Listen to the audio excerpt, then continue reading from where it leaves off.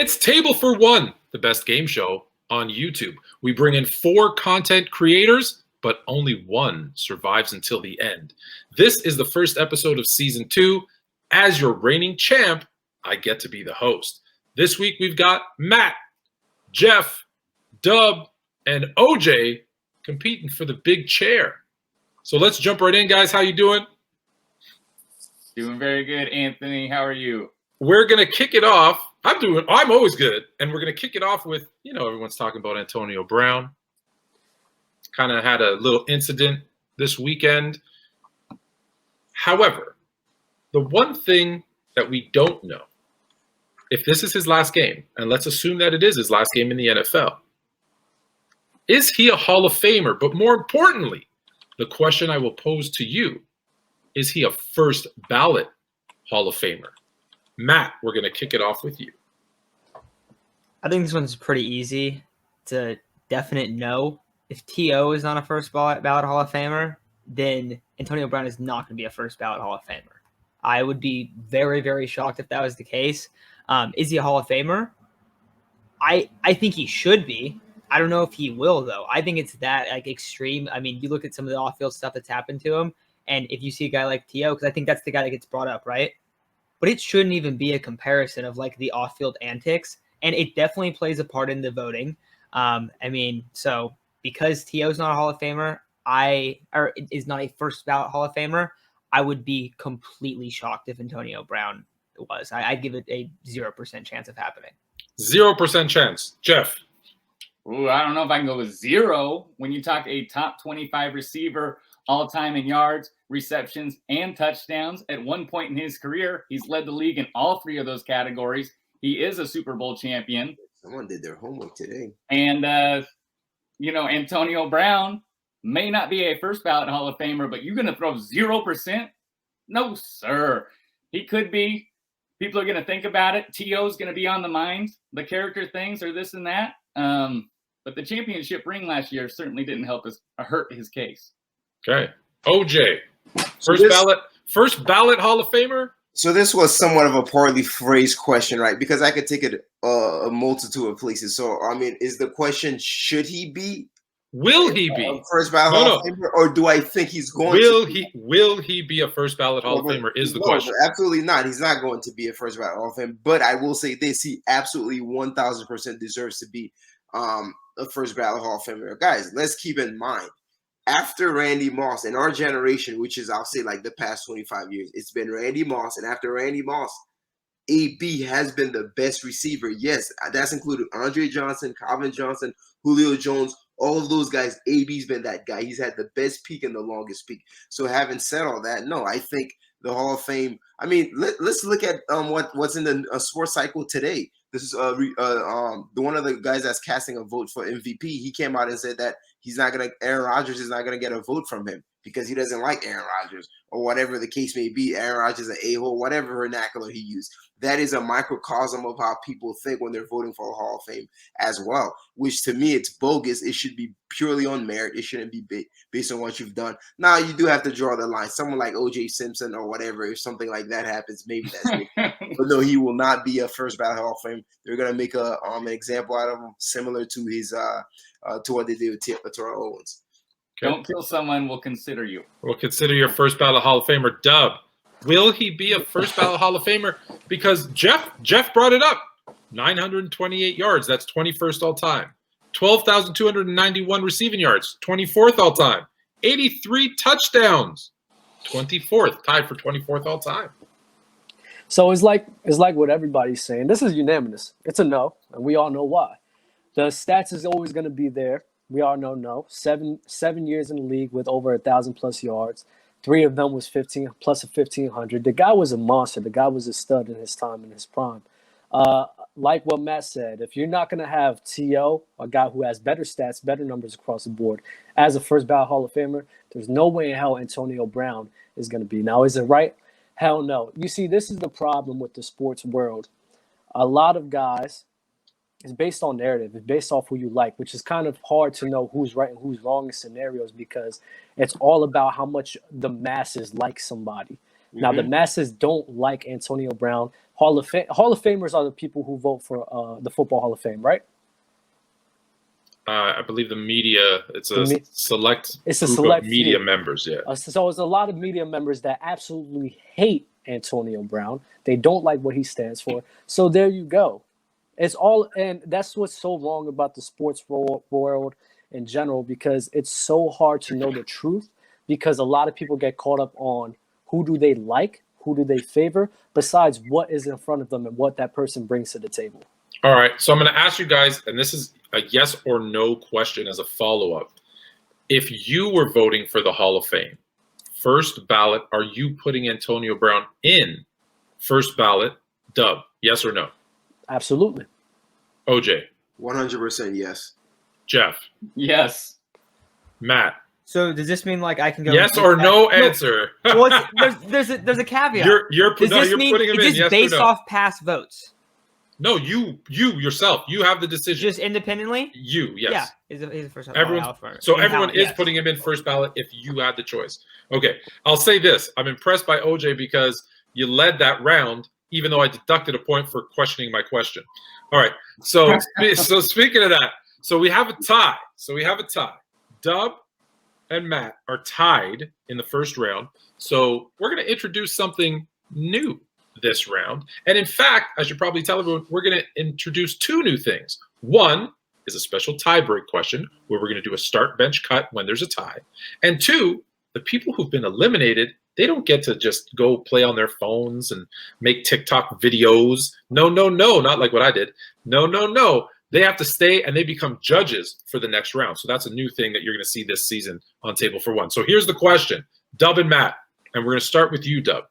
You have a start bench cut. Wide receiver edition. The league leader in receptions, yards, and touchdowns, Cooper Kupp. Justin Jefferson, and the rookie phenom, Jamar Chase. Who you starting, who you benching, who you cutting? This is a very easy one. We're starting Justin Jefferson. We are benching Jamar Chase, and we are cutting Cooper Kupp. As I said on the last show with you, Fluent, production is great. But you cannot base your whole argument on production alone. You're putting up all these stats, but like you said in the last show, 70% of that is coming from the slot. 70% of his yards. Understand that. When I'm looking as a wide receiver as a whole, the whole basis is how much of a threat do you pose on all aspects of the field? Catching, running, catching traffic, route running, all of that. You have to include that when you're judging the basis of a wide receiver. Production is great. What you do for that production is great, but there's a reason why Cooper Kupp has never been the X receiver in his whole entire career. There's a reason for that, and we have to acknowledge that. I have not seen enough from Cooper Kupp playing in that role to sit here and say I'm putting him above Justin Jefferson and Jamar Chase, when I believe that if Justin Jefferson and Jamar Chase was played in that slot receiver role and they had another guy on the outside like a Robert Woods to draw that attention away from them, they could have almost the same exact success as Cooper Kupp. Okay. That is the main reason. Okay, Matt, what do you start, bench, cut? So, unfortunately, I would go the exact same route. However.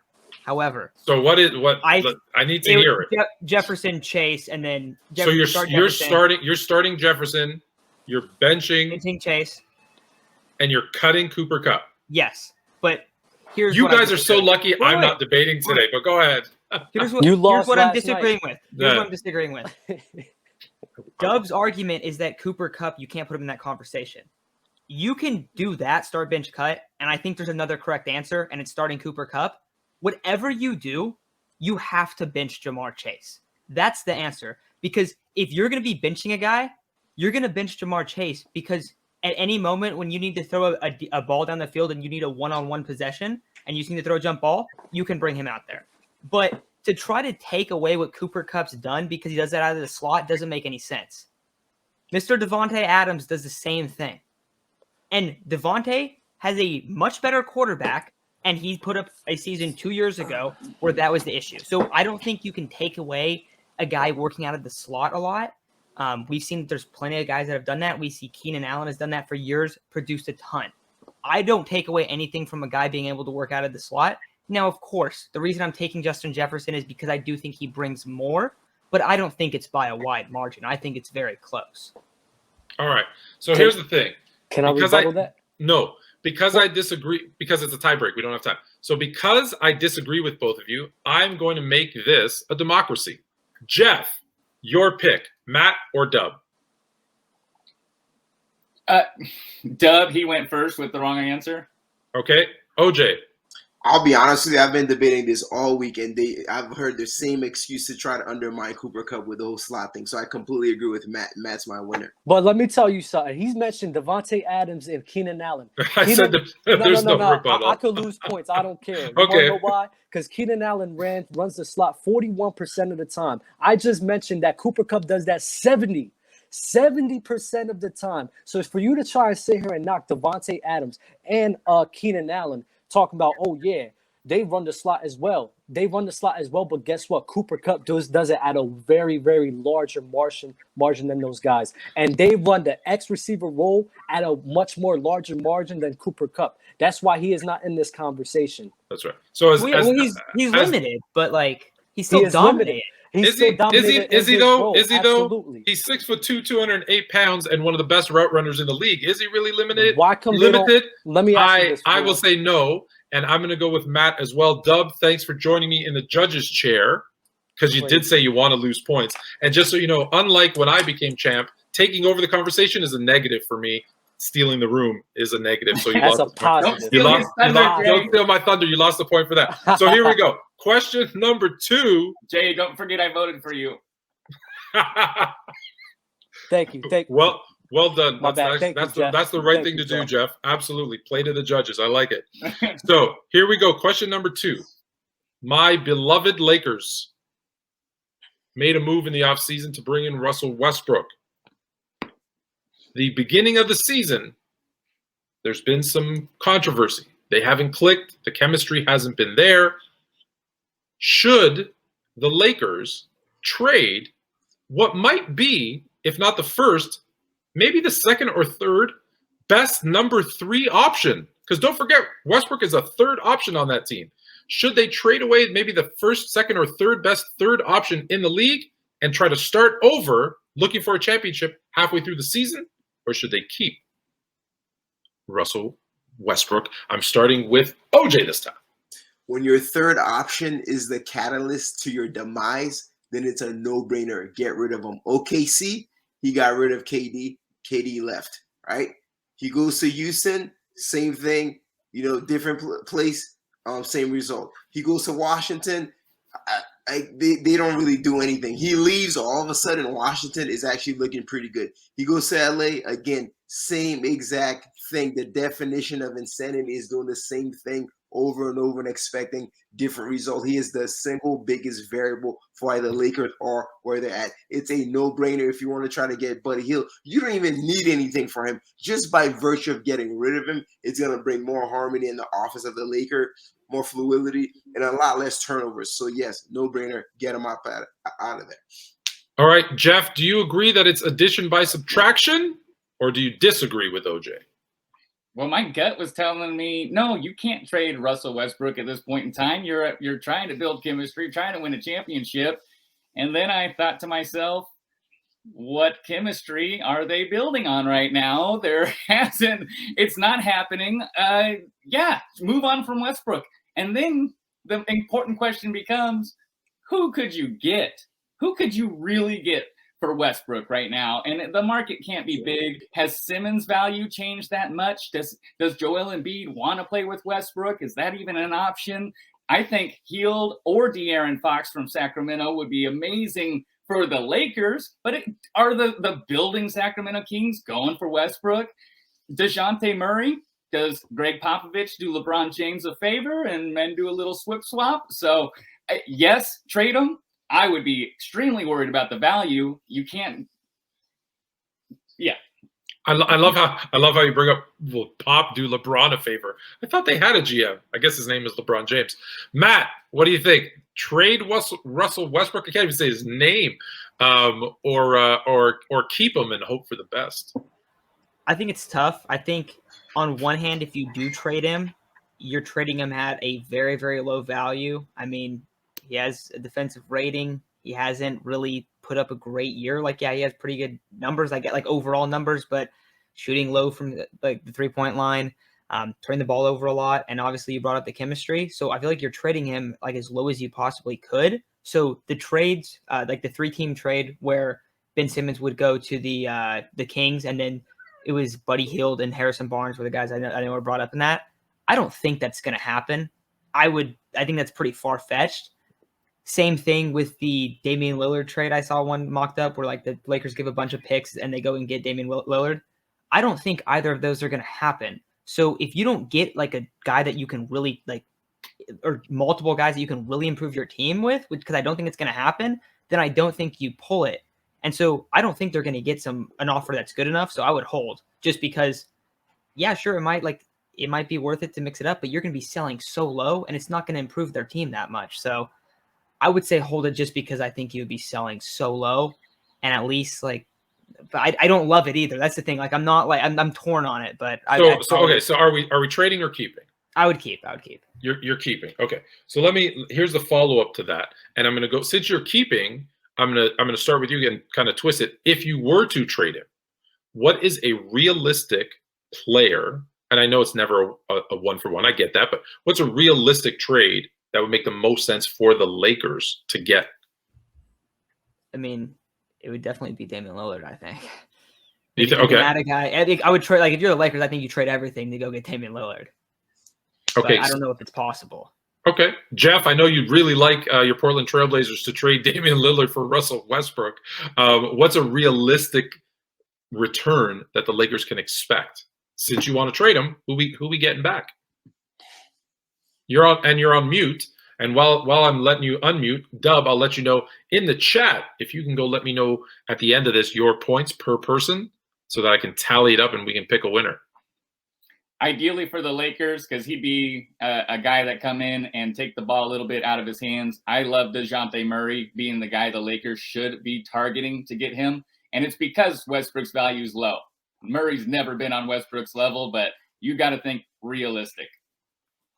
I thought it was DeJounte Murray. But who knows? Maybe I'm wrong. I should deduct myself a point. OJ, who are the Lakers trading Westbrook for?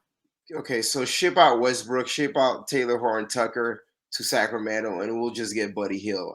We don't even need dinner. And just the biggest thing we need is shooters, right? 3-point shooters. And at the end of the day, or maybe this may sound crazy, just release them outright. I don't know that we even need anyone to get them back at the end of the day. You know what I'm saying? So if you have a tumor and you get rid of that tumor, guess what? You're tumor free. You don't need a breast augmentation. You're good. Like, you're healthier now. So you don't always need to get something else in return. So that's what I said.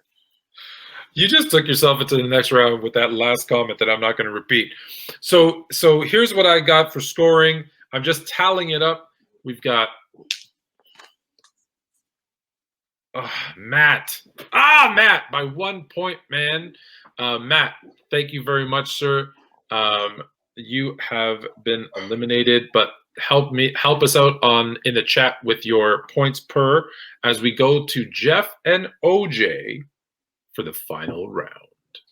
I think I didn't see that. Here's the final round. Jeff, I didn't cut you. It was a tie between No, Jeff, he did. Dub did give you a point, but I had it scored differently, not enough to make up the difference. So here we go. Here's the final round, and it's actually good. It's actually really good that Matt and Dub, because you guys may or may not know this, it's good that they're judging you on this answer, because I'm going to give you 4 teams that are currently locked into the playoffs. You have to pick one and make your case for them why they're going to win. Why they're going to win the Super Bowl. And 2 of the teams out of the 4, I don't know if you're going to pick them, but happen to be Mr. Nuggets of Gold himself, Matt's 49ers, Mr. Jalen Hurts himself, Dub's Philadelphia Eagles. The other 2 choices you can have are the Dallas Cowboys and the Cincinnati Bengals. So here are your 4 choices. Again, I'll repeat it. You pick one and make their case why they're going to win the Super Bowl. It's the Cincinnati Bengals, where did I go? The Philadelphia Eagles, the 49ers. I guess I got to give you and the Dallas Cowboys. So I'm going to start with Jeff. I don't think we've started with Jeff today. So Jeff, which team are you repping, and how they win in the Super Bowl? Oh, there was a reason I threw out that Bengals question. They're hot on my mind right now, you guys. I think the Bengals is the only answer you can go with. I'm sorry. My Niners are my team too, by the way. I don't know why you just give Matt all the credit for being the Niners fan. Niners are my team too. Dub, your Eagles, I don't think those two are realistic options to go all the way. I apologize. But one of our very first episodes, what did I say? Cowboys. The Cowboys. They let you down. I want them to be the favorites so that they can break every Cowboy's heart. The Bengals, Joe Burrow is absolutely lighting it up. You can have a mediocre defense if your offense is electric as they are right here. And the bottom line is they are hot. All right, OJ. What team are you repping, and why are they winning the Super Bowl? Honestly, I'm going to have to go with the 49ers, and that's why I'm wearing their colors, right? This 49ers red right here. The only thing I'm missing is the goal. I mean, let's face it, the 49ers have the best run blocking scheme in the entire NFL, and you know that's going to be very crucial and important when it comes to the playoffs. They're going to start out their crusade by beating the Rams come this Sunday. It's no problem. Guess what? The defense is going to step up big time. Matt Stafford is going to throw another pick six against them, and honestly, who else do we have on the field? I don't trust the Cowboys. The Bucs, they're depleted because of injuries really, really badly. And let's face it, this wouldn't be the first time the 49ers are about to go into Lambeau Field and beat Aaron Rodgers, is it? No, we've seen that before. So it could definitely happen. Go 49ers, red and gold. Let's go. I'm going to throw another one at you because I'll admit I made a little error. I was going to ask you Bengals, Colts, Eagles, Cowboys. The reason I was going to leave the 49ers out is because if the 49ers lose to the Rams and the Saints win, the Saints are in the playoffs and the 49ers are out. So since I didn't put in the right team in the Colts, you have one more chance here. You have to make a case for the Colts. Starting with we'll start with OJ and then go to Jeff. So it has to be the Colts? Has to be the Colts. Make their Super Bowl case.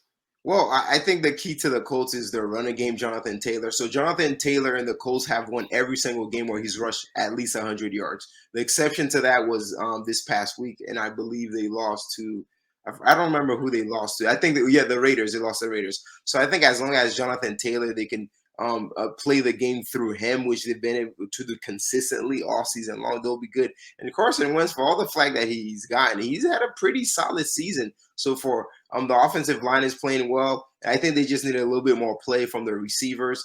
Michael Pittman Jr. and some of those guys need to step up, and they need to really start to utilize and feature that aerial passing game. And once they do that, I think they can beat all those guys. I mean, let's look at the defenses in the AFC. The Chiefs' defense, look what the Bengals did. They picked them apart completely.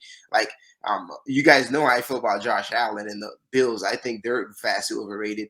The Tennessee Titans, they're probably the biggest fraud there is. And so who are we left with? So I'm not afraid or concerned about any team in the AFC. I think it's wide open, and why not for the Colts? All right, Jeff, why did the Colts win the Super Bowl this season? Well, I got to echo everything OJ said. Unfortunately, he's very on point. It's definitely the running game. I've got to add on, though, because you fell short of mentioning the other side of the ball, and the game is a little different in the playoffs.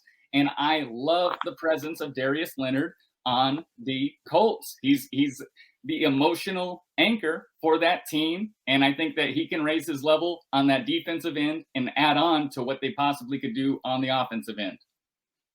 All right, so here's the thing.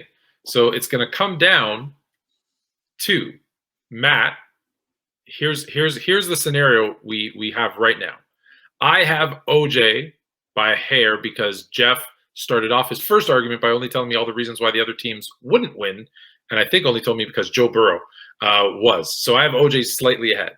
Dub has Jeff slightly ahead and OJ in second. That's what I see here on the screen. Did you change your screen? So when you brought up the Colts, it's a tie for me. And now it's a tie. All right. So here we go. Matt, you're going to get to make the decision and break this tie. You got Jeff or OJ? Just before you make your decision, just don't forget who I picked as I'm gonna have to go with OJ on this one. Oh, Oh, OJ gets you the guys. win. But Catering to the hometown crowd. Yes, go tell us. Go I was ahead. gonna say I think Jeff did a good job with the second answer. I just feel like you had to go Niners or Cowboys in that one. I don't know. I just thought OJ I squeaked it out, but I thought it was close. I thought it was definitely close. It knows it. Yeah, I have, like I said, I have him in a virtual tie. So OJ, congratulations. You get Thank you. 30 seconds of fame. Talk about whatever you want. Sure. I guess the first 15 seconds, I'll take the time to actually, I really want to commend Jeff because I'm very impressed with your performance tonight in NFL topic. Like, clearly you've done your homework. I don't know if you've been looking at more sports stuff, but I can see it. So shouts out to you. I was very impressed. Number two, I want to just briefly talk about the whole Aaron Rodgers thing. I'm not the biggest Aaron Rodgers fan, but the guy that came out and said that he's not going to vote for him, first of all, the ego on that guy.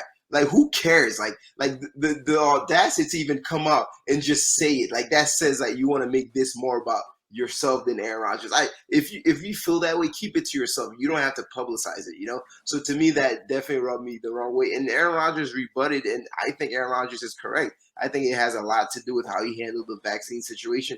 And if I'm being completely honest, one thing about Aaron Rodgers, I respect the fact that although he's a diva, he's honest, and I think he's authentic. And if I compare him to someone like Tom Brady, I think he's a lot more authentic than Tom Brady. Tom Brady's very political. Tom Brady always says the right things, always does the right thing, and all this other stuff. But Aaron Rodgers, he is who he is. What you see is what you get. He's authentic. He's frank. And frankly, I appreciate that about him. I may not like everything he does, but the certain level of authenticity that he So who do you like more, Kyrie or LeBron? Kyrie or LeBron? Yeah. No, I don't like Kyrie at all. Like, Okay, why? this hold on, time out. This is why let's save that conversation for off camera. This is why you lost. Duck points we're trying to take over. So let me ask you guys a quick follow-up bonus question for everybody. OJ, just so you know, for everyone who's still watching, OJ will be our host next week.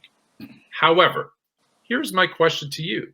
With this writer who came out and said, I'm not going to vote for Aaron Rodgers because, and trying to make the story more about him than about Aaron Rodgers, should the media be selecting who MVPs, Defensive Players of the Year, Hall of Famers are?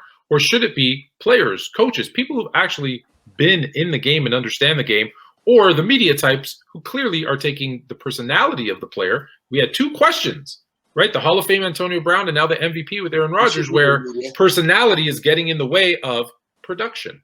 So it should definitely be the media, in my opinion. Like, it should be the media. So the reason is if you say it's not the media, it should be ex NFL players or ex coaches or whatever. You're literally like solving one problem to create a bigger problem. Because now, okay, let's say Tony Dungy is one of the guys, right? And let's say like Rondé Barber right now, he's up to make the Hall of Fame. Like, so, you know, so the bias is going to be that much more potent with ex players, with ex or whatever. So whatever solution is, like, as far as the biasness, it's even more right with ex coaches and people that have had experience with that. Yeah. So okay, that's how I feel about that. Jeff, you agree with that? Keep the media voting. I don't know if I agree with it, but I can get on board with that line of thinking. And then at least so you agree with it. They call it a panel. They call it a panel, you know, so it's good that there's multiple votes. It's not up to this guy whether Aaron Rodgers makes the Hall of Fame. That's why there's so many votes, so that those bias get weighed. Not if it was O.J. Simpson before that, he'd be in trouble. And I just want to add one more thing real quick, right? The biggest issue with that, him publicly saying it undermines the entire process. It lets people know, by the way, we all do this. We all vote based on how we feel about it. So, but yeah. Matt, media or coaches and players? I don't know. Was it you that said that it should be, or you asked if it was former or if it was the actual Hall of Famers? Because I think that's a great idea. I think that's the best idea. Why not them? Like, and if there's bias, it's like, it's biased because that guy's a Hall of Famer and that was his favorite teammate. So that actually means something, not like some guy being like, I don't like Aaron Rodgers. Some guy didn't answer a couple of interview questions, and now exactly. I'm just here so I don't get fined. I'm not voting for him. All right, Dub, media, Hall of Famers, because that's a new one. Yeah, I haven't heard, or coaches and players? Coaches and players. The main reason is because, in my opinion, you're not going to sit here and tell a guy who's been in the NFL, a guy who played the sport of football or basketball, you're not going to tell them anything about the sport if you haven't played on that level. That's just my own personal opinion. So, of course, the players and the coaches, they have the best opinions to look out for, and those opinions are the ones who matters the most. All these media guys, as I said, they get caught up in personalities. A lot of these media guys haven't been in the same type of environment, haven't been through the same type of struggles as these NFL players, as these NBA players. So it really shouldn't be whatever they say goes. Those are false. All right. Well, until next week, where OJ will be our host, this is Table for One. There can only